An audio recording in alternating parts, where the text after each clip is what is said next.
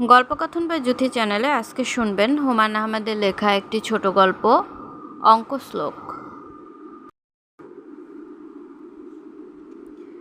পাখির ডাকে যে সত্যি সত্যি ঘুম ভাঙতে পারে এই ধারণা আমার ছিল না। শহরে পাখি তেমন নেই, আর থাকলেও তারা সম্ভবত ভোরবেলা এত ডাকাডাকি পছন্দ করে না। ভাটি অঞ্চলে এসে প্রথম পাখির ডাকে জেগে উঠলাম এবং বেশ হকচকিয়ে গেলাম। নানান ধরনের পাখি যখন একসঙ্গে ডাকাডাকি করতে থাকে তখন খুব যে মধুর অবস্থার সৃষ্টি হয় তা নয়। আমি বিছানায় উঠে বসতে বসতে বললাম, ব্যাপার কি, কিসের হইচই? আমার বন্ধু করিম ঘুম ঘুম গলায় বলল, পাখি ডাকছে, এরা বড় যন্ত্রণা করে, তুই চাদরে মুখ ঢেকে শুয়ে পড়। করিমের সঙ্গে গত রাতে এই অঞ্চলে এসে পৌঁছেছি। আমি ঘর কোনো ধরনের মানুষ, বেড়াতে পছন্দ করি যদি বেড়ানোটা খুব আরামের হয়। দুদিন নৌকায় করে জীবন হাতে নিয়ে হাওর পাড়ি দেওয়ার ব্যাপারে আমার উৎসাহ কম। করিম বলতে গেলে জোর করে আমাকে নিয়ে এসেছে। তার একটাই কথা, তোর লেখালেখিতে সুবিধা হবে, দু একটা চরিত্রও পেয়ে যেতে পারিস। কিছুই বলা যায় না। কোথাও বেড়াতে গিয়ে চরিত্র খোঁজা আমার স্বভাব নয়। ঢাকা ছেড়ে বাইরে গেলেই মানুষের চেয়ে প্রকৃতি আমাকে অনেক বেশি টানে। মানুষ তো সবসময় দেখছি, প্রকৃতি দেখার সুযোগ কই। যেখানে যাই প্রচুর বই সঙ্গে নিয়ে যাই।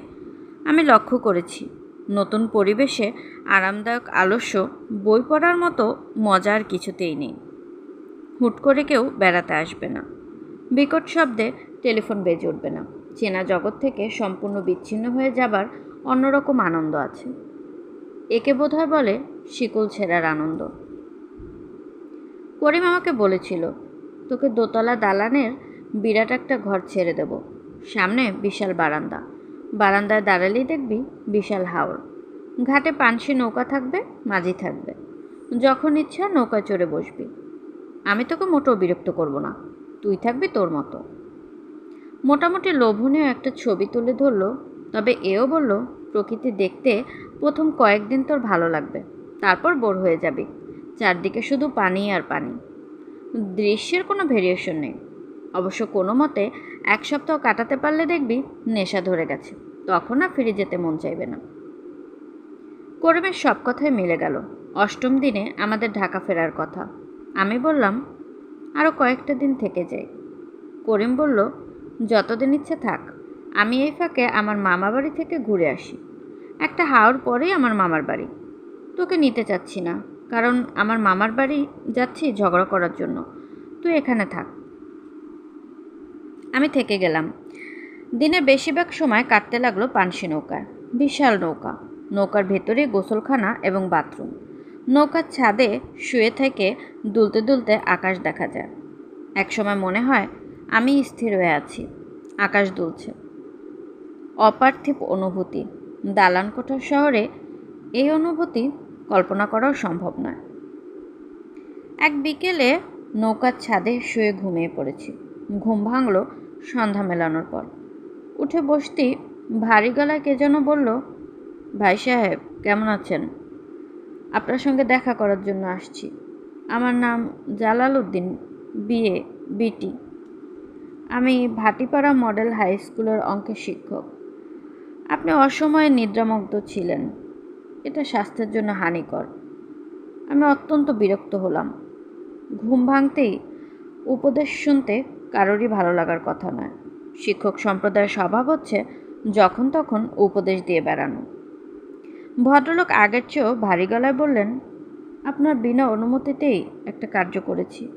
নৌকার মাঝিকে চা বানাতে বলেছি, নিজে 1 পেয়ালা খেয়েছি, এখন আপনার সঙ্গে আরেক পেয়ালা খাবো। যান, মুখ ধুয়ে আসুন। শহরের বেশিরভাগ লোক মুখ না ধুয়ে চা খায়, এটা স্বাস্থ্যের জন্য হানিকর। স্বাস্থ্যের জন্য হানিকর বিষয়গুলো যিনি এত ভালো জানেন তার স্বাস্থ্য খুব ভালো দেখলাম না। রোগাকাঠি, মুখ ভর্তি কাঁচা পাকা দাড়ি, যক্ষা রোগীর মতো চোখ উজ্জ্বল, বয়স 50-এর কাছাকাছি, পাজামার উপর কালো রঙের পাঞ্জাবি। আমি বললাম, আপনি কি কোনো বিশেষ কাজে এসেছেন, না এমনি গল্পগুজব করতে এসেছেন?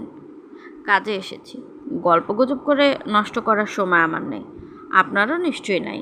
লোকমুখে শুনেছি আপনি গল্প উপন্যাস লেখেন। অবশ্য পড়া হয় নাই, সময়ের বড়ই অভাব।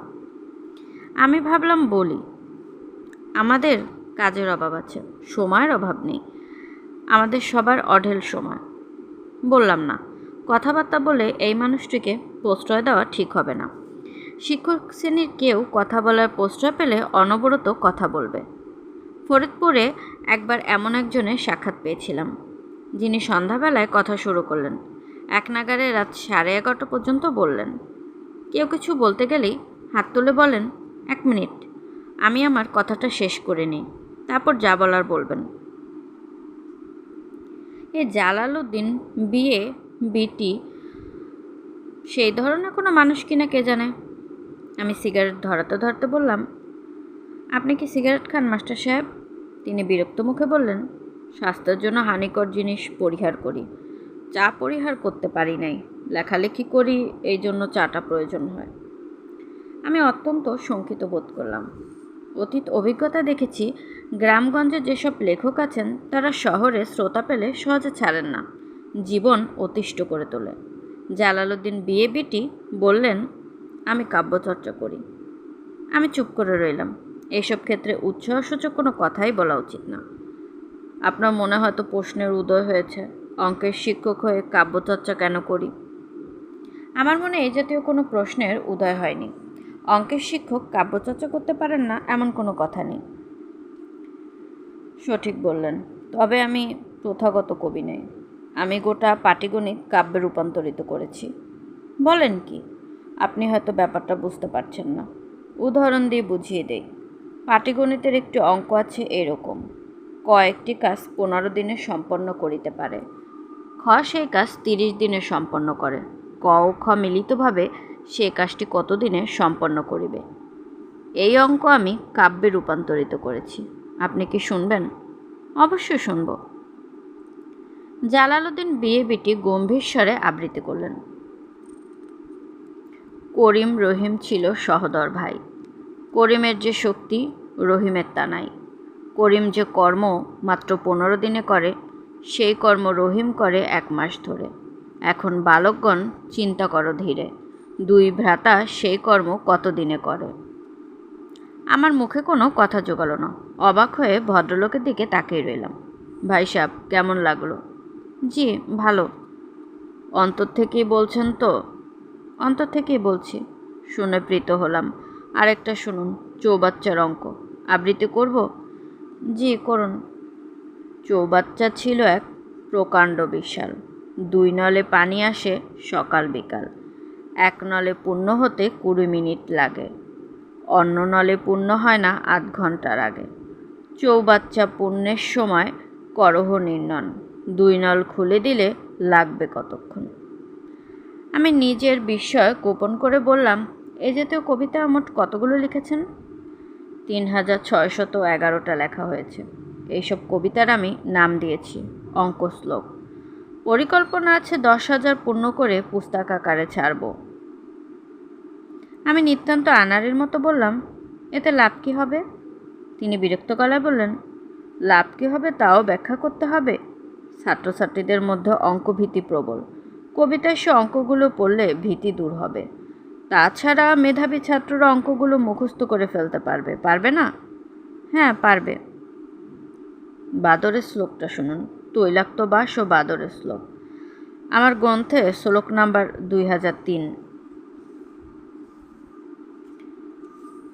একটি বাদর ছিল দুষ্টু প্রকৃতি। তৈলাক্ত বাঁশ দেখে হয়ে গেল স্থির। বাঁশ বেয়ে উপরে সে উঠিবার চায়, পিচ্ছিলতার কারণে পড়ে পড়ে যায়। 1 মিনিটে বেচারা ওঠে যতখানি, অর্ধপথ নেমে যায় পরাভব মানি। বংশদণ্ড 20 ফিট লম্বা যদি হয়, উপরে উঠিবার সময় করহ নির্ণয়। আবৃত্তি শেষ করে ভদ্রলোক উঠে দাঁড়ালেন। শান্ত গলায় বললেন, উঠলাম, আপনাকে আর বিরক্ত করব না। বসুন আরেকটু। জি না, সময় অল্প, কাজ প্রচুর। দোয়া করবেন যেন কাজটা শেষ করে যেতে পারি। বেশি দিন বাঁচব না। আপনি করিমের বন্ধু, তাকে আমার কথা বলবেন, বললেই সে চিনবে। আসসালামু আলাইকুম। ভদ্রলোক আমাকে দ্বিতীয় কথা বলার সুযোগ না দিয়ে নৌকা থেকে নেমে গেলেন। নিজের ছোট্ট ডিঙি নৌকার মতো নৌকা নিয়ে এসেছিলেন। অন্ধকারে শুধুমাত্র নক্ষত্রের আলো সম্বল করে নৌকা ভাসিয়ে দিলেন। আমার নৌকার মাঝি বলল, ইনার নাম পাগলা মাস্টার, একলা থাকে, রাত দিন বিড় কইরা কি যেন বলে, আন্দার রাইতে একলা নাও নিয়া ঘোরে। ছেলে পুলে নাই, একটাই মাইয়া ছিল, মইরা গেছে। আমি লোকটির প্রতি এক ধরনের মমতা অনুভব করলাম। ভুল কাজে জীবন উৎসর্গ করে দেওয়ার অনেক নজির আছে, ইনিও তেমন একজন।